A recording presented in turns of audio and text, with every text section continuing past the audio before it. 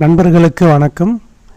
இந்த வீடியோ பதிவு எதை பற்றினா சங்குப்பூ தேநீர், சங்குப்பூ டீ இதை பற்றி தான்.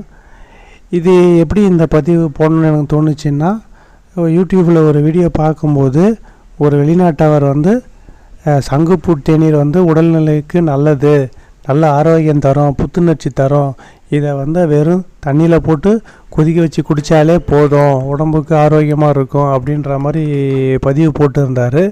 என்னடா இது, வெளிநாட்டிலேருந்து வந்தவர் இப்படி போடுறாரு, நம்ம வீட்லேயும் சங்குப்பூ செடி அந்த கொடி ஏறி இருக்குது, நிறைய பூ இருக்குது, சரி அதில் ஏதாவது நம்ம பண்ணலாமா அப்படின்னு யோசிக்கும்போது தான் இந்த சங்குப்பூக்களை நல்லா இந்த மாதிரி பிரித்து அப்படியே கொஞ்சம் வெயில் படுற மாதிரி வச்சிட்டோம்.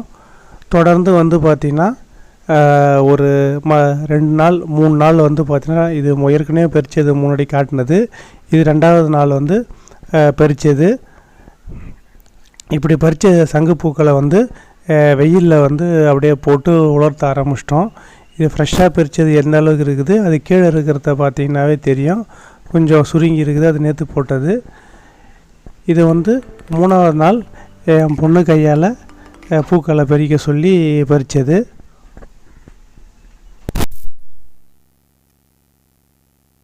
இந்த பூக்களை பறித்தா, ஏன்னா இந்த பூக்களுடைய நிறம் நீல கலர், ரொம்ப அட்ராக்டிவான நிறன்றதுனால அதை குழந்தைங்க கூட கவர்ந்து இழுக்குது.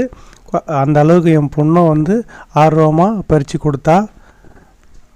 அதை நல்லா தண்ணியில் கழுவிட்டு இந்த மாதிரி வெயிலில் தனியாக வச்சிட்டோம்.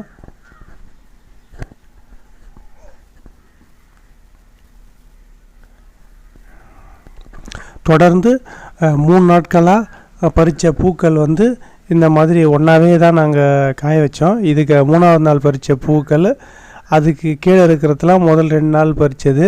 வெயிலில் சும்மா ஒரு நாள் வச்சாவே போதும், நல்லா சுருங்கிடும், நல்லா காஞ்சிடும். இது ஈரப்பதம் இல்லாமல் நல்லா கொஞ்சம் காஞ்ச உடனே நம்ம எடுத்து வச்சுருந்தா ரொம்ப நாள் கூட வச்சுருந்து தினமும் 2 பூ இல்லை 3 பூ போட்டு டீ போட்டு குடித்தா நல்லது. இதை பற்றி கூகுளில் தேடி பார்த்தாவே நிறைய விஷயங்களை சொல்கிறாங்க. ஜீரண சக்திக்கு சிறந்தது, சுகருக்கு ஏற்றது, அப்புறம் அந்த குடல் புழுக்களை நீக்கும், அந்த மூளையை பார்த்தா சுறுசுறுப்பாக்கும், சருமத்தினுடைய ஆரோக்கியத்துக்கும் சருமத்தினுடைய அழகுக்கும் ஏற்றதெல்லாம் நிறைய சொல்கிறாங்க. நமக்கு நல்லதாக நம்ம யூஸ் பண்ணிக்கலாம். அதனால் நல்லா காஞ்ச இந்த பூக்களை இந்த மாதிரி ஒரு கண்ணாடி டப்பா, காற்று போகாத ஒரு கண்ணாடி பாட்டிலில் போட்டு மூடி வச்சுட்டா ஒரு நீண்ட நாளுக்கு கெட்டு போகாமல் நம்ம வச்சு பாதுகாக்க முடியும்.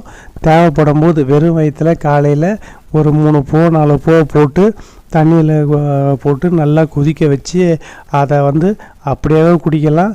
இல்லை தேனோ இல்லை நாட்டு அந்த சர்க்கரையோ சேர்த்து அதை குடித்தாலும் உடலுக்கு ஆரோக்கியத்தையும் புத்துணர்ச்சியும் தரும் என்பதை தெரிவிச்சு, ஒரு 4-5 செடி ஒரே இடத்துல இந்த அளவு கொடியாக இருக்குது, அவ்வளோதான்.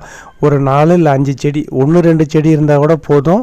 உங்களுக்கு நிறையவே டெய்லி நீங்கள் பூவை கலெக்ட் பண்ணினாவே உங்களுக்கு தேவையான அளவு தேநீருக்கு எடுத்து வைக்கிற அளவுக்கு பூக்கள் கிடைக்கும். நீங்கள் இந்த மாதிரி செஞ்சு பார்த்து பயன்பெறலாம்னு தெரிவித்துக்கொள்கிறேன். நன்றி, வணக்கம்.